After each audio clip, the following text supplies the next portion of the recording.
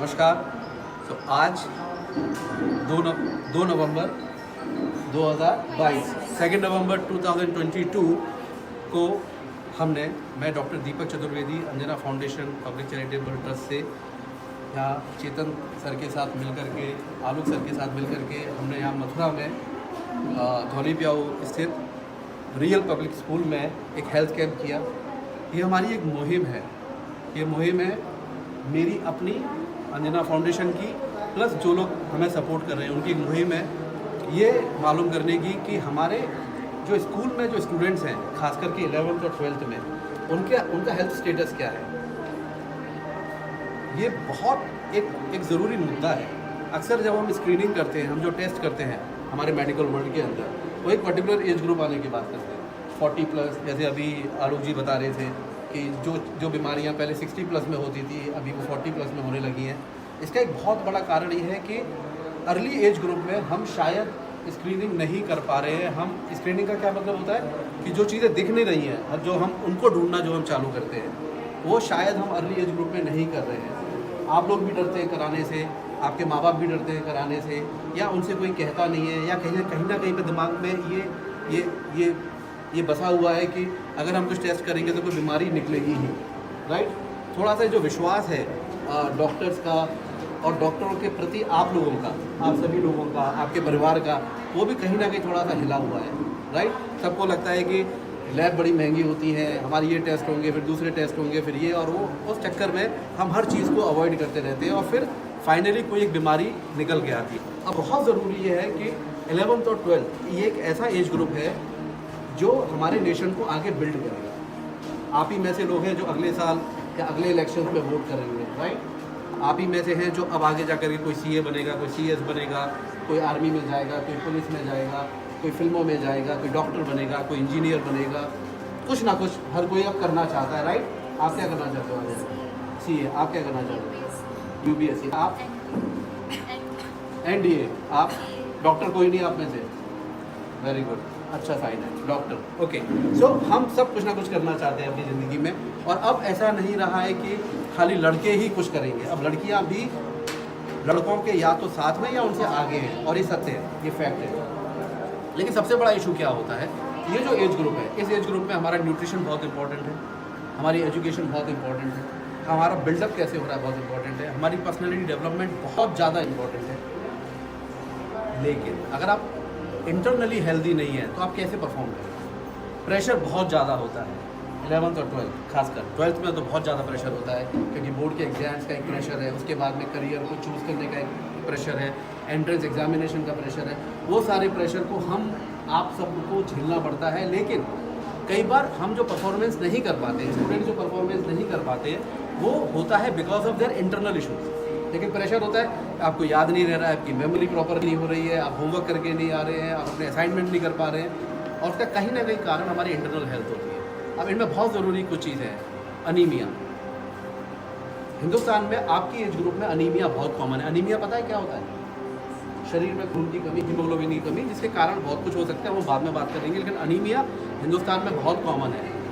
और एक और बात मैं आपको बताना चाहता हूँ, किसी भी देश के लिए अगर उसकी इकोनॉमी को आपको अगर ग्रेड कर, तो बहुत ज़रूरी है कि उसका एवरेज हीमोग्लोबिन कितना है।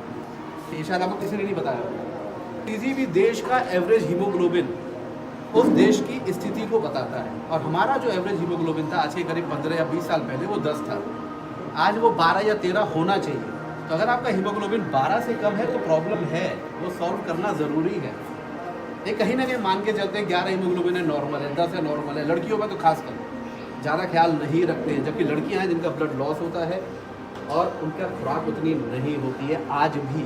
तो अनीमिया हमारे लिए बहुत इंपॉर्टेंट है, ये आइडेंटिफाई करना। तो हम जो इन्वेस्टिगेशंस कर रहे हैं उसमें अनीमिया एक पार्ट है हमारा। दूसरा हाइपोथायरॉयडिज्म या हाइपरथायरॉयडिज्म। थायराइड अपने आप में एक नेग्लेक्टेड सा एक इशू है जिसके बारे में कोई बहुत ज़्यादा बात नहीं करता है, लेकिन बहुत ज़्यादा प्रेवलेंट है। अगर आपको हाइपोथायरॉयडिज्म है तो नो मैटर व्हाट, आप कितनी पढ़ाई कर रहे हैं, क्या कर रहे हैं, शायद आपकी मेमोरी पे इम्पैक्ट आएगा। किडनी फंक्शन टेस्ट, खासकर मथुरा के अंदर पानी जहाँ का खारा है, जहाँ का खारा पानी है, सॉल्टी वाटर, राइट, तो वो किडनी पे इम्पैक्ट करता है। हैवी मेटल्स हैं पानी के अंदर, तो हमारी किडनी। और चौथा है डायबिटीज़। डायबिटीज़ हम सबको पता है, राइट। हिंदुस्तान में डायबिटीज़, आज डायबिटीज़ में हम चाइना को टक्कर दे रहे हैं, कुछ टाइम में चाइना से आगे निकल जाएगी। तो डायबिटीज़ और प्री डायबिटीज़ बहुत ज़्यादा कॉमन है। फैमिली हिस्ट्री अगर डायबिटीज़ की है तो हमको डायबिटीज़ होने के चांस बहुत ज़्यादा है। तो हम ये चाहते हैं कि इसी एज ग्रुप पे अगर प्री डायबिटीज़ भी हमें मिल रहा है, हम कुछ बदलाव कर सकें और डायबिटीज़ को ना होने दें, तो उसके लिए इस तरह की मुहिम चलाई जाती है। इस दौरान जब हम आपका ब्लड प्रेशर चेक करते हैं, हमको आपका ब्लड प्रेशर ज़्यादा मिलता है या पल्स रेट ज़्यादा मिलता है, कितने बच्चों का पल्स रेट ज़्यादा मिला, तो हमको समझ में आता है कि उनको एंग्जाइटी डिसऑर्डर भी हो सकता है, कुछ चीज़ की एंग्जाइटी है, डर है, घबराहट है। जब आप सैंपल जब देते हैं, उसमें जो लोग घबराते हैं और डरते हैं, तो सोचिए कि जब ज़िंदगी के आगे जो असली थपेड़े आएंगे ज़िंदगी के, उसको आप कैसे हैंडल करोगे? आप एक सैंपल देने में डर रहे हो। हिंदुस्तान में ब्लड डोनेशन का कितना बड़ा प्रॉब्लम है आपको पता है? हिंदुस्तान में हमेशा खून की कमी रहती है। सबसे बड़ी जनसंख्या हम होने वाले हैं, हम चाइना को बीट करने वाले हैं जनसंख्या में भी, सबसे बड़ी जनसंख्या होने के कगार पर है, लेकिन आज भी हिंदुस्तान में खून की कमी रहती है। क्यों रहती है? क्योंकि हम ब्लड डोनेशन करने में डरते हैं। तो ये सैंपल देना भी एक तरह से एक्सरसाइज है कि आज आप दे पा रहे हो तो कल को ज़रूरत पड़ी तो आप ब्लड डोनेशन भी कर पाओ। तो मैं doctor Deepak Chaturvedi, Anjana foundation public charitable trust की तरफ से मैं धन्यवाद देना चाहता हूँ चेतन सर का, आलोक सर का, हमारी प्रिंसिपल मैडम मंजू मैडम, उनका बहुत बहुत धन्यवाद देना चाहता हूँ। मंजू मैम आइए। मंजू मैडम आप प्लीज़ आ सकते हैं। मंजू मैडम आइए मैडम प्लीज़। तो मंजू मैडम का मैं धन्यवाद देना चाहूँगा।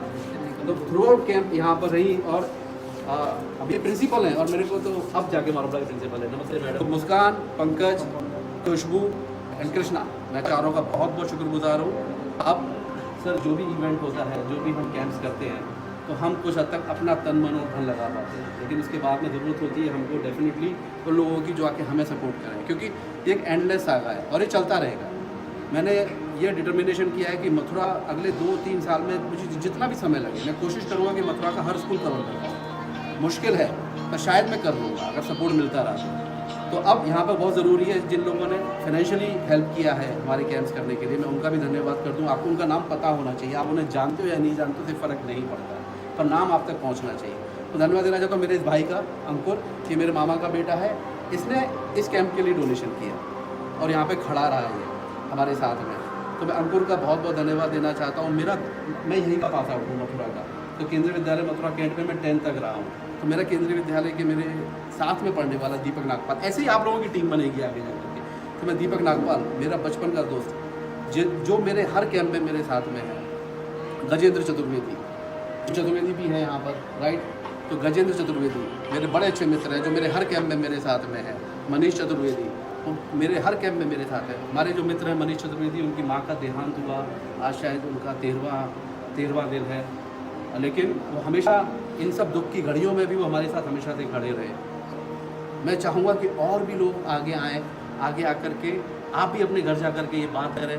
आप अलग अलग जगह पे रहते होंगे, कोई किसी गांव में रहता होगा, कोई शहर में रहता है, कोई गांव में रहता है, कोई और रिमोट एरिया में रहता हो, आपको लगता है कि वहाँ पर भी हम कुछ कर सकते हैं, तो आप हमें कांटेक्ट ज़रूर करें। आप चेतन सर को बताएं, चेतन सर हमसे कांटेक्ट कर सकते हैं, हमको वहाँ पे आने में भी कोई दिक्कत नहीं है। हमारी जो एक्टिविटीज़ हैं, हम इसको यहीं ख़त्म नहीं करना चाहते, हम इसको स्कूल तक सीमित नहीं रखना चाहते। हम चाहते हैं कि हम रिमोट एरिया तक जाएँ, हम ये चाहते हैं कि हम गाँव तक पहुँचें, हम पंचायत लेवल तक पहुँचें। ये तो आप लोग एक रिफ्लेक्शन हो, लेकिन रियल प्रॉब्लम तो और भी पीछे है। रियल प्रॉब्लम तो गांव के अंदर है। वहाँ पर जो 40 साल, 50 साल, 60 साल के लोग हैं, उन्होंने शायद अपनी ज़िंदगी में कभी टेस्ट ही नहीं कराया। तो ये जो एक टेस्ट कराने वाला जो एक है कि भाई ठीक है, हमको ये तो डर भी है, और दूसरा है कि ठीक है क्यों पैसा खर्च करें, तो हम कह रहे हैं कि हम करेंगे, हम तैयार हैं वो करने के लिए। लेकिन हमें मथुरा की, मैं बॉम्बे में रहता हूँ, मैं बॉम्बे में प्रैक्टिस करता हूँ, लेकिन मथुरा चूँकि मेरी जन्मभूमि है, यहीं पे मेरी 10वीं तक की पढ़ाई हुई है, मेरा बहुत लगाव है मथुरा से। तो मैं ये चाहता हूँ कि कहीं ना कहीं मथुरा की ओवरऑल हेल्थ में हम कुछ अपना एक कंट्रीब्यूशन कर पाएँ। आप विश्वास नहीं करेंगे, आपसे पहले जिन स्कूलों में हमने किया है, 25% से ज़्यादा लोगों को सर अनीमिया मिला है। मोर देन 25% का हीमोग्लोबिन कम है, स्टूडेंट्स की बात कर रहा हूँ। ऑलमोस्ट 20% को हाइपरटेंशन है, बच्चों की, आपकी उम्र के बच्चों की बात कर रहा हूँ।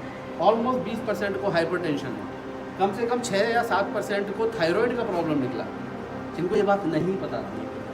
तो ये अपने तो मेरा ये मानना है कि अगर हमको 50 लोगों को भी आइडेंटिफाई करने के लिए अगर हमको 10,000 लोग भी देखने पड़े तो कोई बुराई नहीं है, हमें करना चाहिए। और हम चाहेंगे कि आप भी अपने घर जा कर के अपने बाकी स्कूलों के दोस्तों को बताएं ये और अगर कोई करना चाहे अपने स्कूल में, हम चेतन सर से भी रिक्वेस्ट करेंगे कि आप सब एक ही ग्रुप है, यहाँ पर 150-200 स्कूल होंगे शायद मंदसौर जिले के अंदर, आप एक दूसरे को बोलेंगे, दूसरा तीसरे को बोलेगा, हम अपना पसीना देने को तैयार हैं, कोई दिक्कत नहीं है, हम अपना पसीना देने को तैयार हैं, हम वहाँ पे बम्बई छोड़ करके यहाँ 10 दिन रहने को तैयार हैं, लेकिन इसका एक फ्रूटफुल आउटकम निकलना चाहिए, थ्योरेटिकल नहीं, सिर्फ थ्योरेटिकल नहीं कि बातें कर ली, यहाँ पे सैंपल ले लिया, नहीं।